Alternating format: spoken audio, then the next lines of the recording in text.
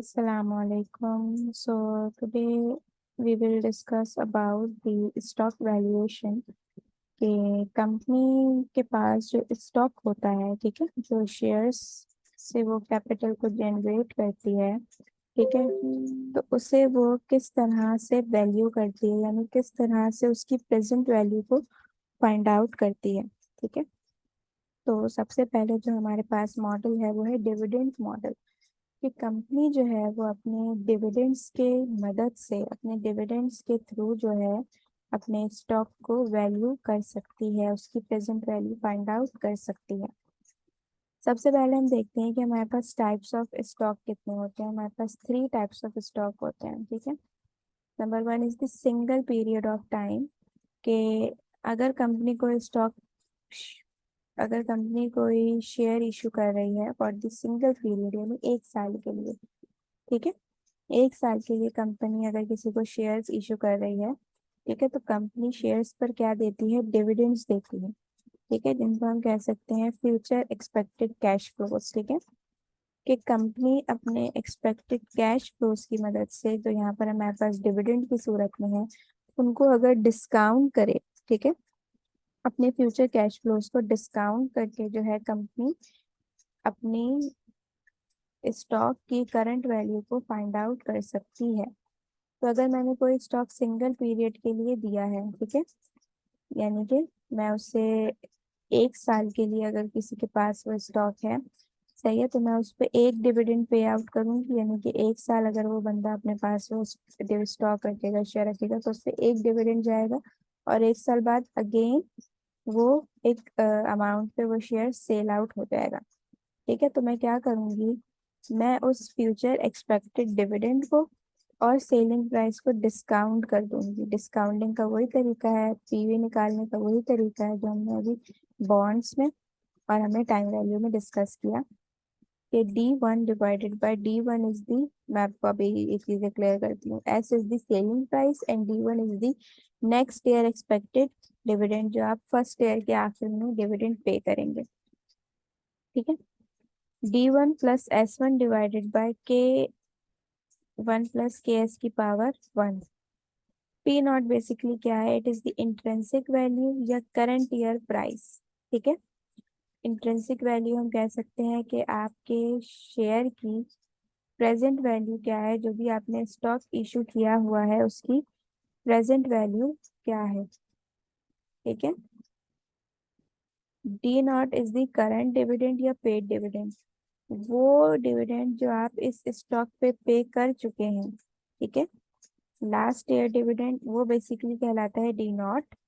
D1 is the next year expected dividend, ठीक है, कि अगर हमें किसी करंट ईयर की प्राइस निकालनी है, ठीक है, करंट ईयर की वैल्यू निकालनी है, तो हम नेक्स्ट ईयर का डिविडेंड लेते हैं, ठीक है, उस ईयर नेक्स्ट ईयर के डिविडेंड को डिस्काउंट करते हैं। सही है, तो हमारे पास क्या आ जाता है, हमारे पास P0 यानी कि इंट्रिंसिक वैल्यू या प्रेजेंट वैल्यू आ जाती है। के एस क्या है या आर एस क्या है, it is the required rate of return. ठीक है, और जी आपके पास क्या है, G is equals to growth rate. तो हमने देखा कि अगर कोई हमारे पास सिंगल पीरियड के लिए, यानी कंपनी ने कोई स्टॉक 1 साल के लिए इशू किया है, तो अगर कंपनी को उसकी प्रेजेंट वैल्यू निकालनी होगी तो वो क्या करेगी, उसकी नेक्स्ट ईयर की सेलिंग प्राइस, ठीक है, यानी कि जिस उस पर भी वो सेल हो रहा होगा, और नेक्स्ट ईयर का एक्सपेक्टेड डिविडेंड, दोनों को जब वो डिस्काउंट करेगी, दोनों की प्रेजेंट वैल्यू निकाल के उन्हें ऐड करेगी, तो उसके पास क्या आ जाएगी, P0। एक वो स्टॉक होता है जो कंपनी मल्टीपल पीरियड के लिए इशू करती है, मल्टीपल पीरियड के लिए, फॉर एग्जांपल 5 साल के लिए, 4 साल के लिए, 3 साल के लिए, ठीक है, लेकिन मल्टीपल पीरियड ऑफ टाइम में आपको पता होता है कि कंपनी ने कितने साल के लिए ये स्टॉक इशू किया है। ठीक है, मल्टीपल पीरियड में वो 5 हो सकते हैं, वो 4 हो सकते हैं, वो 3 हो सकते हैं। ठीक है, अब अगर हम बात करें, इसका फॉर्मूला क्या होता है, कि जितने भी आपके फ्यूचर एक्सपेक्टेड डिविडेंड है जो आप पे करेंगे, ठीक है, कि अगर मैंने कोई स्टॉक 4 साल के लिए इशू किया है, ठीक है, तो 4 ईयर के उसके डिविडेंड और उसकी सेलिंग प्राइस, इन पांचों चीजों को मैं क्या करूंगी, डिस्काउंट करूंगी। डिस्काउंट करने का तरीका हमें पता है कि जो पहला डिविडेंड है उसकी वैल्यू मैं निकालूंगी आज, तो 1 आएगा उसमें। जो डिविडेंड 2 है जो मैं सेकेंड ईयर में पे करूंगी उसकी वैल्यू निकालूंगी आज। 3 ईयर में जो पे करूंगी उसकी वैल्यू निकालूंगी आज। और जो 4 ईयर में पे करूंगी उसकी प्रेजेंट वैल्यू निकालूंगी और उसकी सेलिंग प्राइस की प्रेजेंट वैल्यू निकालूंगी। और जब मैं इन सबको प्लस करूंगी तो मेरे पास क्या आ जाएगा? मेरे पास आ जाएगा current price of my stock. ठीक है। इनफाइनाइट पीरियड ऑफ टाइम का मतलब ये है कि कंपनी ने स्टॉक इशू तो किया है लेकिन कंपनी को ये नहीं पता कि कंपनी ने कितने टाइम पीरियड के लिए ये स्टॉक इशू किया है। सही है। तो इस तरह के स्टॉक को बेसिकली हम कहते हैं कि इनफाइनाइट पीरियड ऑफ टाइम के लिए कंपनी ने इशू किया है। अब इसमें फर्दर आपके पास 3 कैटेगरीज होती हैं। ठीक है। If your zero give dividend growth rate, यानी कि जो भी आपका रेट है, सही है ना, जो भी आपका रिक्वायर्ड रेट ऑफ रिटर्न है वो यहाँ पर फिक्स होता है। सही है। कि जिस जिस तरह टाइम बढ़ेगा तो आपके रेट में कोई चेंज नहीं आएगा। तो इसका मतलब है यहाँ पर ग्रोथ रेट 0 होता है। ठीक है। यानी कि आपका जो केएस है, रिक्वायर्ड रेट ऑफ रिटर्न है, वो बिल्कुल भी यहाँ पर ग्रो नहीं करता। ठीक है। इसका फॉर्मूला होता है P naught is equals to D1 divided by K S. ठीक है। D1 divided by K S. Number 2 है कांस्टेंट ग्रोथ रेट। ठीक है।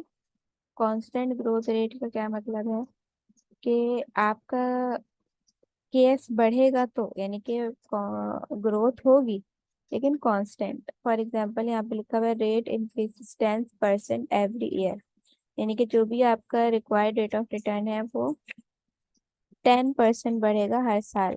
अब देखो बढ़ तो हर साल रहा है लेकिन एक फिक्स रेट से बढ़ रहा है, यानी कि कांस्टेंट रेट से बढ़ रहा है। तो इस तरह के उसको हम कहते हैं it is the constant growth rate model. ठीक है। कि जब आपका केएस, जो भी आपका रिक्वायर्ड रेट ऑफ रिटर्न है, वो इक्वल रेट से क्या कर रहा हो? बढ़ रहा हो। इसका फॉर्मूला होता है P naught is equals to D1 divided by K S minus G. ठीक है। D1 होता है डिविडेंड, के एस आपका होता है required rate of return minus growth rate. Variable, non constant या super model, super normal growth rate. Variable का क्या मतलब है कि जिस तरह हमने पीछे डिस्कस किया था कि एक फिक्स रेट से आपका हर साल बढ़ रहा है, उसको हमने नाम दिया कांस्टेंट का। ठीक है। वेरिएबल में आपका ग्रोथ रेट बढ़ तो रहा होता है, यानी कि आपका केएस बढ़ रहा होता है, ग्रो कर रहा होता है, मगर not at a fix rate. यानी फिक्स रेट नहीं होता, पहले साल में 5% हो गया, दूसरे साल में 6% हो गया, ये वेरी करता रहता है। तो इसीलिए इसका नाम है वेरिएबल नॉन कांस्टेंट या सुपर नॉर्मल ग्रोथ रेट। ठीक है। इसका मतलब कि आपका जो रेट है वो यहाँ पर क्या कर रहा होता है? फ्लक्चुएट कर रहा होता है, कभी बढ़ रहा है, कभी कम हो रहा है, कभी बढ़ रहा है, कभी कम हो रहा है। तो इसका आप किस तरह फाइंड आउट करेंगे कि जितना भी वेरिएबल होगा ना, लेकिन एक ईयर पे आकर आपका वो रेट कांस्टेंट हो जाएगा। ठीक है। जैसे फॉर एग्जांपल के 0 से लेकर थर्ड ईयर तक आपका रेट है 5%। ठीक है। लेकिन थर्ड ईयर पर आकर आपका रेट कांस्टेंट हो गया, यानी कि अब जितना भी आपको मिलेगा वो 10% पे मिलेगा। तो it is a kind of variable. ठीक है। तो इसमें हम क्या करते हैं कि इसमें हम एक टर्मिनल वैल्यू फाइंड आउट करते हैं। ठीक है। टर्मिनल वैल्यू को हम क्या करते हैं? फाइंड आउट करते हैं। अब टर्मिनल वैल्यू किस ईयर पे निकलेगी? जिस ईयर पे आपका रेट आके कांस्टेंट हुआ है उस पे आप निकालेंगे टर्मिनल वैल्यू। टर्मिनल वैल्यू का फॉर्मूला क्या होता है?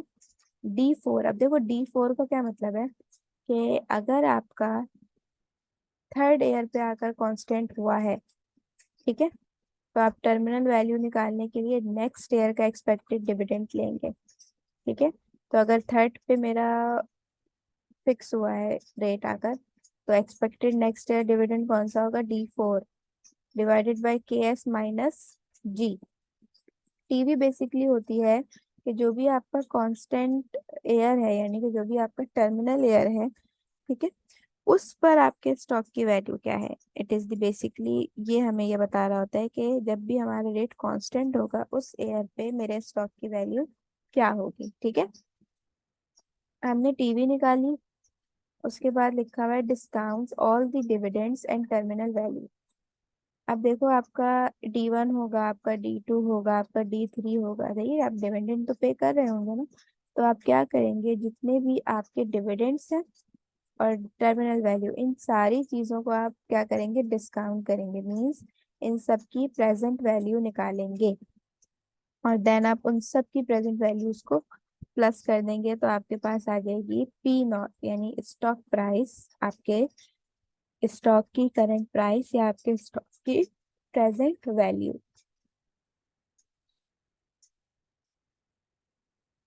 ओके, देन कुछ अदर टर्म्स हैं कि अगर आपको निकालनी हो, कि अगर आपको डिविडेंड कैलकुलेट करना है तो डिविडेंड कैलकुलेट करने का क्या तरीका है, D1।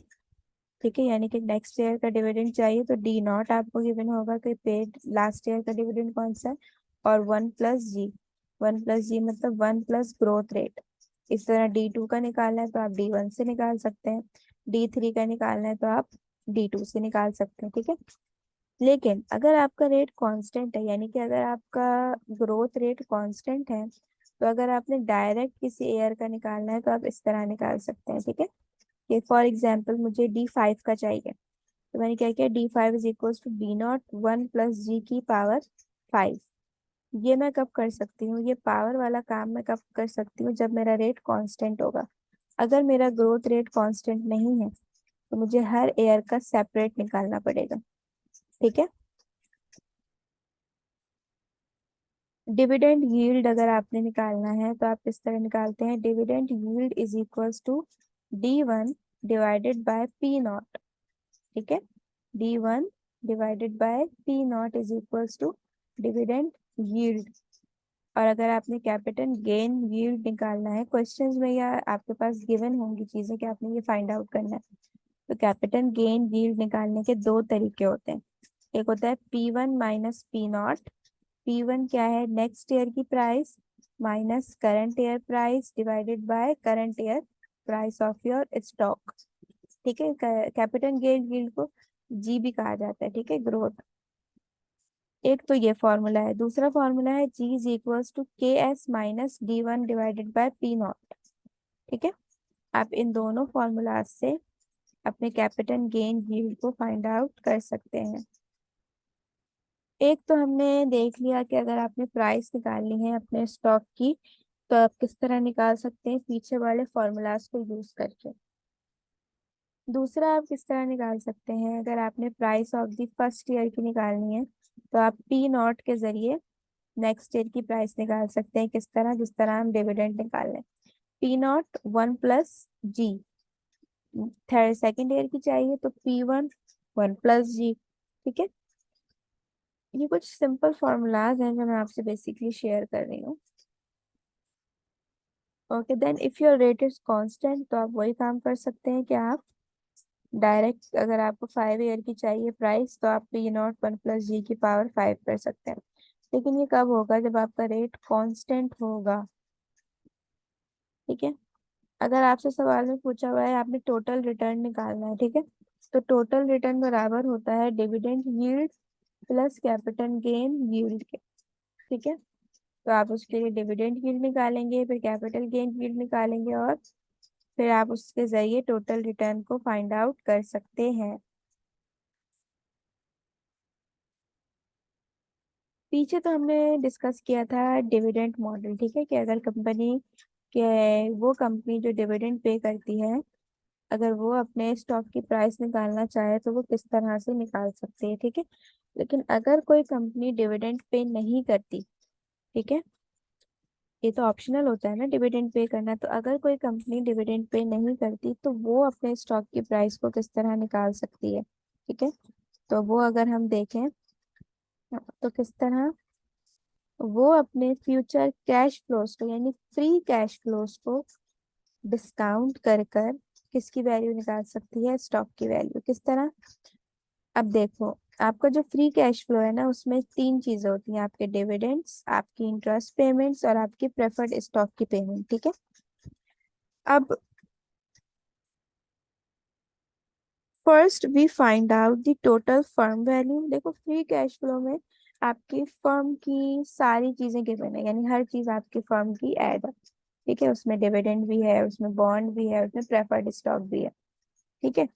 तो फ्री कैश फ्लो को डिस्काउंट करके जो आपके पास वैल्यू आएगी ना, वो आएगी फर्म की वैल्यू, यानी कि टोटल फर्म की वैल्यू, ठीक है। अब आप क्या करेंगे, सबसे पहले आप फाइंड आउट करेंगे टोटल फर्म्स वैल्यू, ठीक है। अब टोटल फर्म वैल्यू के लिए हमें जो रेट चाहिए होगा वो भी हमें फर्म का चाहिए होगा। तो जो फर्म का रेट होता है वो होता है बेसिकली वैक, weighted average cost of capital. अगर आपको होल फर्म की वैल्यू फाइंड आउट करनी है, देखो बेसिकली आपको निकालना है स्टॉक की वैल्यू ही होगी, ठीक है। आपने स्टॉक की वैल्यू ही फाइंड आउट करनी है, लेकिन अगर कोई कंपनी डिविडेंड पे नहीं करती तो आप उसकी किस तरह निकालेंगे कि सबसे पहले आप उस कंपनी की होल वैल्यू निकालेंगे, उस पूरी फर्म की वैल्यू निकालेंगे, ठीक है। फिर आप उसमें से माइनस कर देंगे क्या, बॉन्ड्स इंटरेस्ट, यानी कि जो भी बॉन्ड की उसमें वैल्यू होगी और प्रेफर्ड स्टॉक की होगी, सही है। तो जो भी बचेगी वो क्या होगी, इक्विटी। क्योंकि आपके फ्री कैश फ्लो में तीन चीजें होती हैं, ठीक है। प्रेफर्ड स्टॉक, बॉन्ड्स और common stock. Common stock basically होता है हमारा शेयर होल्डर वाला स्टॉक, ठीक है। कॉमन स्टॉक जो हम कंपनी पब्लिक को इशू करती है, ठीक है। अब आपका फ्री कैश फ्लो है वो बराबर है, उसमें आपकी प्रेफर्ड स्टॉक भी है, बॉन्ड्स भी हैं और कॉमन स्टॉक भी है। तो अगर मैं इस फ्री कैश फ्लो में से इस कंपनी की होल वैल्यू में से प्रेफर्ड स्टॉक और बॉन्ड को माइनस कर दूं तो मेरे पास क्या बचेगी, कॉमन स्टॉक, ठीक है। अब देख लो क्या लिखा हुआ है, फ्री कैश फ्लो को डिस्काउंट करूंगी तो मेरे पास होल फर्म की वैल्यू आ जाएगी, ठीक है। अब होल फर्म की वैल्यू में से मैं माइनस कर दूंगी पीएस, मतलब प्रेफर्ड स्टॉक या बॉन्ड, दोनों में से जो भी गिवन होगा, तो मेरे पास आ जाएगी कॉमन स्टॉक की वैल्यू, या मतलब मेरे स्टॉक की वैल्यू। तो अगर कोई कंपनी, सही है, डिविडेंड पे नहीं करती है और वो क्या कर रही है, वो बॉन्ड की वैल्यू निकालना, सॉरी, वो स्टॉक की वैल्यू निकालना चाह रही है, तो वो किस तरह निकालेगी, वो अपनी सबसे पहले अपनी होल फर्म की वैल्यू निकालेगी और उसमें से माइनस कर देगी अपनी बॉन्ड्स को और अपने प्रेफर्ड स्टॉक के अमाउंट को, तो उसके पास क्या बचेगा, कॉमन स्टॉक, जो कि उसकी स्टॉक की प्रेजेंट वैल्यू होगी।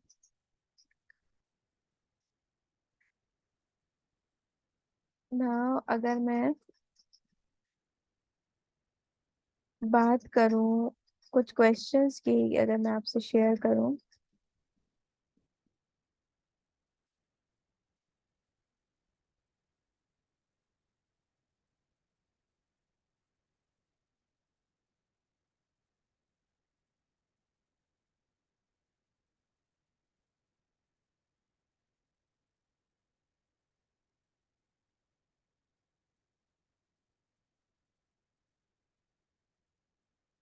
ठीक है। ये कुछ क्वेश्चंस हैं स्टॉक के, okay wait for a minute.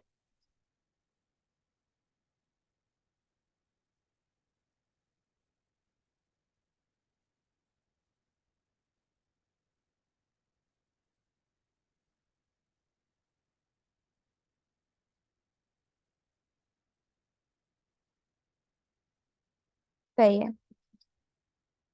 एक कांस्टेंट का देख लेते हैं, एक नॉन कांस्टेंट का देख लेते हैं, ठीक है। लिखा हुआ है Harrison Clothiers stock currently sells for 20। अच्छा नहीं, ये नहीं,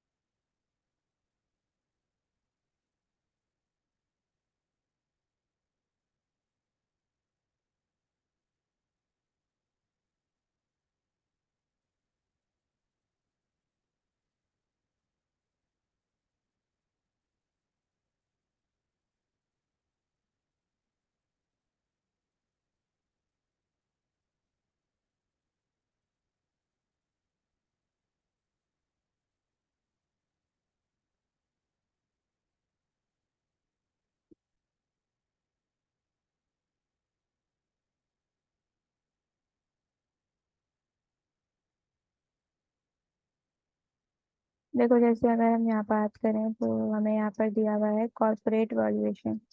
Dozier Corporation is a fast-growing supplier of office products. Analysis project the following free cash flows during the third year, after which FCF is expected to grow at a constant rate. यहाँ पर हमें free cash flows दिए हुए हैं company के। ठीक है, यहाँ पर हमारे पास डिविडेंड्स नहीं है, हमारे पास क्या है, फ्री कैश फ्लोज है।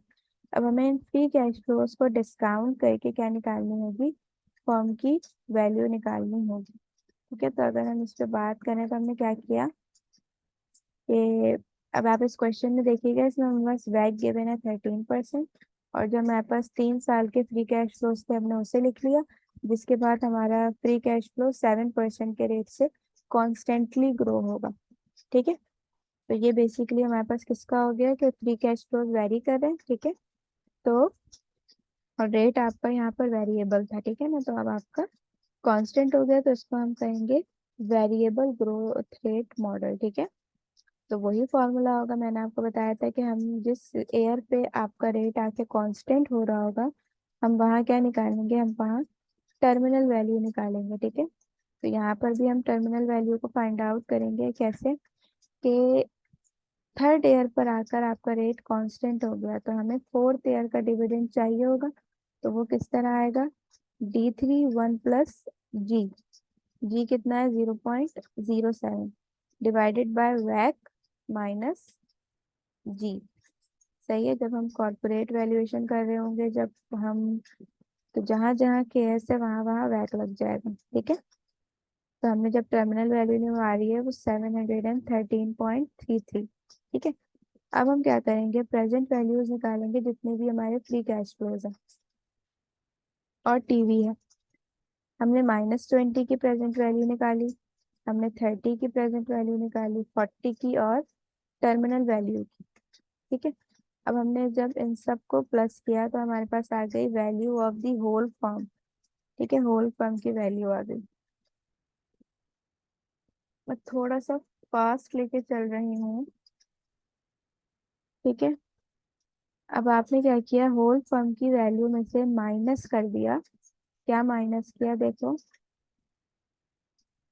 Suppose Dozier has 100 million of debt. ठीक है, 100 मिलियन आपके क्या थे, आपके डेट थे, तो आपने इसमें से 100 माइनस किए तो आपके पास आ रही है 427.89। देखो यहाँ पर हमें सिर्फ उन्होंने बॉन्ड्स की वैल्यू दी हुई थी, तो इसका मतलब प्रेफर्ड स्टॉक नहीं होगा। तो हमारे पास हमारी इक्विटी कितनी आ रही है, 427.89 मिलियन। ठीक है, ये हमारी वैल्यू है किसमें, मिलियंस में। ठीक है, अब हम क्या करेंगे कि यहाँ पर बेसिकली आपको निकालने को बोला हुआ था वैल्यू पर शेयर। तो यहाँ पर आपको, आपने वैल्यू ऑफ इक्विटी निकाली कि आपकी प्रेजेंट वैल्यू ऑफ इक्विटी क्या है, 427.89 मिलियन। अब आपको क्वेश्चन में गिवन है 10 मिलियन शेयर्स। जब हमें किसी भी की पर वैल्यू चाहिए तो हम क्या करते हैं, total amount divided by share, per share value, sorry, total number of shares issued. ठीक है, तो यहाँ पर हमारी वैल्यू ऑफ इक्विटी कितनी है, 427.89, और हमने 10 मिलियन शेयर्स इशू किए हुए हैं। तो हम जब इसे डिवाइड करेंगे तो हमारे पास हमारी वैल्यू पर शेयर कितनी आ रही है, 42.78। ठीक है, मैंने थोड़ा सा फास्ट समझाया है, होपफुली आप लोगों को समझ में आ गया होगा। अगर ना समझ में आया हो तो आप लोग बिल्कुल मुझसे कमेंट सेक्शन में पूछ सकते हैं।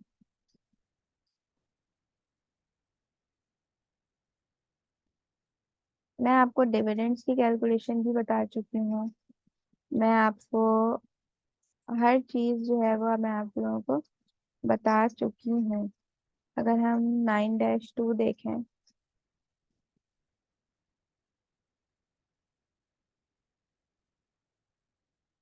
Thomas Brother is expected to pay a 0.50 पर शेयर डिविडेंड। अब देखो, जो भी आपका एक्सपेक्टेड वाला डिविडेंड होगा वो D1 होगा। ठीक है, और जो भी आपका पेड डिविडेंड है या करंटली पेड डिविडेंड है वो आपका D0 होगा। ठीक है, अब आपको D1 दिया हुआ है 0.50। Dividend is expected to grow at a constant rate of 7%। ठीक है, यहाँ पर आपका ग्रोथ रेट क्या है, 7%। The required rate of return is 15%. What is the stock current price per share?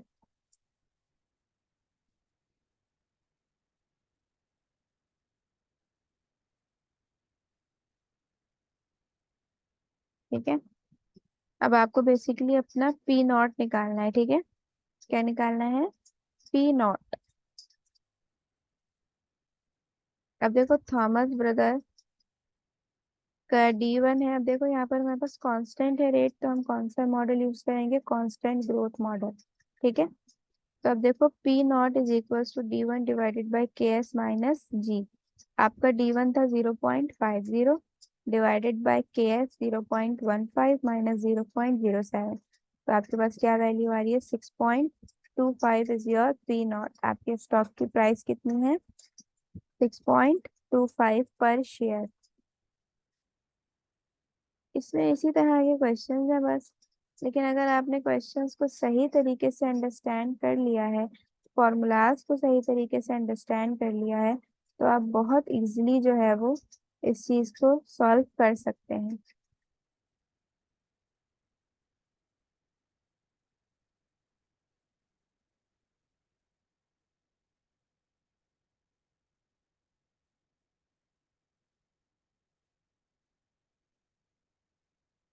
अब देखो जैसे पीछे हमने बात की थी कॉर्पोरेट वैल्यूएशन मॉडल की, ठीक है ना?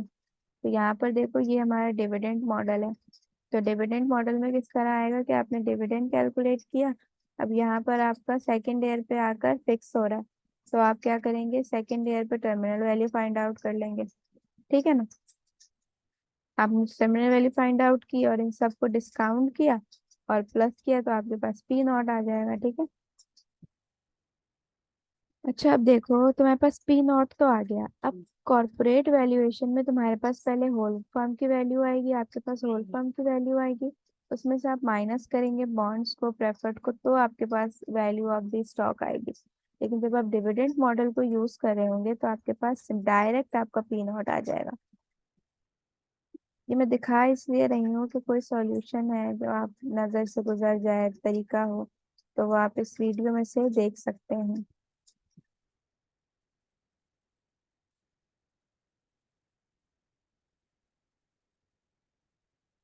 बस बहुत कम चीजें हैं, बस फॉर्मूलाज आपने अंडरस्टैंड करने हैं।